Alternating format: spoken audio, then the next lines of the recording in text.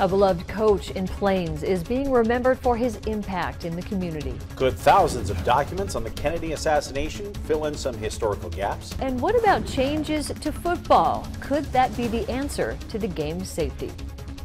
Powered by the Montana Television Network. This is the 10 o'clock news on KPAX, Montana's news leader. Good evening, I'm Jill Valley. And I'm Dennis Bragg. A Northwest Montana community is mourning a beloved coach and staff member tonight, while also remembering the monumental impact he had in wrestling, private industry, and education. Plains School Superintendent Tom Chisholm tells us that 34-year-old Kenny Margerison died in that Wednesday night head-on crash north of Arlee on Highway 93 we told you about yesterday. Margerison was the IT director and head coach for the Plains Hot Springs High School wrestling team. Chisholm said Margerison worked for the district for about 15 years. Montana Highway Patrol Sergeant Chan Berry says that Margerison was driving his Subaru northbound on Highway 93 and for some unknown reason veered into the southbound lanes and hit a Toyota truck. The man driving the Toyota was sent to the hospital with unknown injuries. Berry says both drivers were wearing their seatbelt. Neither drugs nor alcohol were a factor. The crash is still under investigation. He told KPAX that Margerison was a positive influence on the school staff.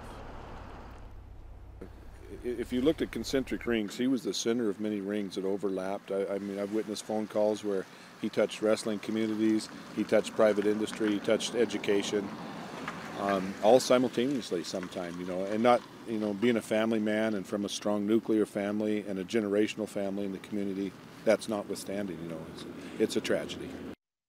Within minutes of learning of Margerison's death, the community began to come together. The school immediately got grief counseling available for teachers and students, and other wrestling programs are also reaching out to his family and the Plains community as help.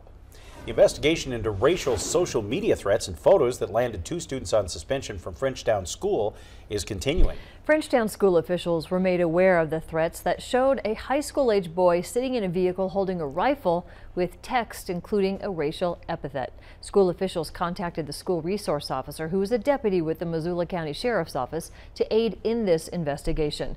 Upon review, 2 students were suspended, a boy and a girl. Missoula County Sheriff spokesperson Brenda Bassett says deputies are working closely with the county attorney's office to decide if charges will be filed. Frenchtown School Superintendent Randy Klein issued a statement in regards to the investigation, telling us that the district became aware of racially derogatory and threatening social media posts made by 2 Frenchtown students over the weekend. Due to the threatening nature of the posts, the students have been removed from school while the district investigates the incident. The district will follow the law, its policies, and procedures when determining appropriate disciplinary action. The Montana Human Rights Network has also been made aware of the incident, and again, it is ongoing as far as the investigation goes. A Missoula attorney has filed a complaint with the Commissioner of Political Practices against Missoula Mayor John Engen for not reporting business expenses. It's the second complaint registered with the Commissioner of Political Practices in Missoula's mayor's race. In the complaint that was filed Wednesday, attorney Quentin Rhodes alleges the John Engen campaign didn't fully report the amount of rent it was paying for its campaign office. Rhodes claims Engen only claimed $300 for an office space that was over $1,600 a month. But the Engen campaign told KPAX they did file documentation with the commissioner and that they were renting a small space inside a larger office suite, and that they follow Montana's campaign's laws thoroughly. The commissioner did not have a timetable on when the investigation would be complete. Engen is seeking a 4th term as Missoula's mayor. Is being challenged by Lisa Tripke. It was late last week when Montana Commissioner of Political Practices Jeffrey Mangan said there was sufficient evidence to suggest the Lisa Tripke for Mayor campaign violated Montana's campaign practice laws. Well, turning now to weather, we're in for a fantastic fall weekend. Here's Aaron Yost now with our first forecast. Aaron. Yeah, things looking really nice, especially as we end the work week. Now, temperatures today a little bit below average. Overnight tonight it's going to be rather chilly too, but we will see those temps slowly on the increase throughout this weekend with all that sunshine sticking around. Now, this was earlier today. Hamilton First Security Bank ICAM. Really hard to find a cloud in the sky right now, and without those clouds, that's the reason we've got a very chilly night in store. That and a colder air mass already in place. So those lows tonight most likely dipping into the 20s for just about everybody. Highs, though, as we head into the weekend, could be well into the 60s for some. I've got the full forecast details on the way. America's favorite sport's starting to have some popularity problems, and among the challenges on football's list is how to make the game safer. Derek Berkeley went on special assignment to find out if maybe a drastic change to the game is the answer. Helena author Brian D'Ambrosio recently set out to chronicle the history of Montanans in the NFL. While interviewing men who reached the pinnacle of their sport decades ago, he kept hearing an unexpected theme. If they could do it all over again, one guy told me he would have played baseball. Now that surprised me, because I thought personally that we were going to say, yeah, I did it. I'm glad I did it. I would have done it over again, but that wasn't the response that I got in many cases. The health issues of retired players continue to make news and clearly provide a cautionary tale.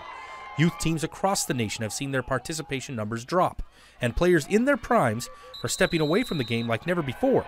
Former Montana High School Player of the Year Andrew Grindy recently retired after suffering a concussion while suiting up for Yale. Players keep hearing about these risks, but don't always keep safety in mind on the field. I do think that in practice you see people hold up differently and do things differently. I still think that during a game it's hard. When you're in the heat of battle and you've got a guy, coming across, they still want to be that, they want to make that highlight reel. Some feel the equipment designed for protection can actually cause a safety problem. I do think that helmets, shoulder pads, some of those kinds of things give people a little bit of a feeling of invincibility. Helmets have become so much lighter, and we saw a span where they were used as a weapon almost. Football is trying to change and trying to limit hits by and to the head. So coaches are borrowing techniques from a similar sport with a few key differences. Rugby-style tackling takes the head out of the equation, where typically it was hit him in the numbers, and now they're looking at this other style of tackling which takes the head out of it, and it's more of a wrap. Football players for years, including myself, were taught to put your head across an opponent to make a tackle. Now this puts your head in danger of a helmet-to-helmet hit or helmet-to-knee if you go low. Now rugby-style tackling teaches you to go on the other side and drive with your shoulder while keeping your head out of the play. Rugby players develop this style of tackling out of necessity. They don't wear helmets, so they have to avoid big hits to the head. So what if you took helmets out of football? Could it actually make the game safer? Many in the game admit they have thought about the possibility.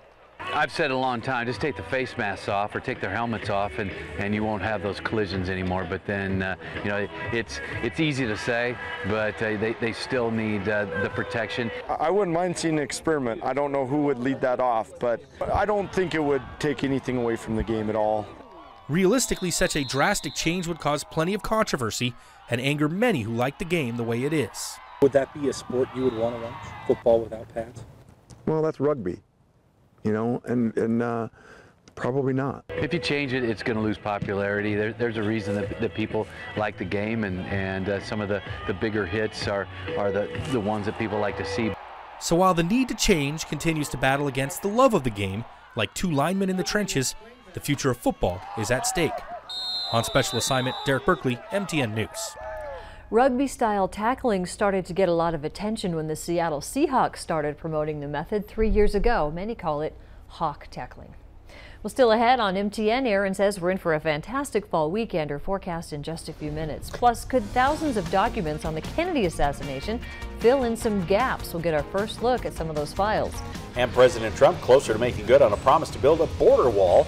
Take a look at the massive prototypes. Stay tuned to KPAX.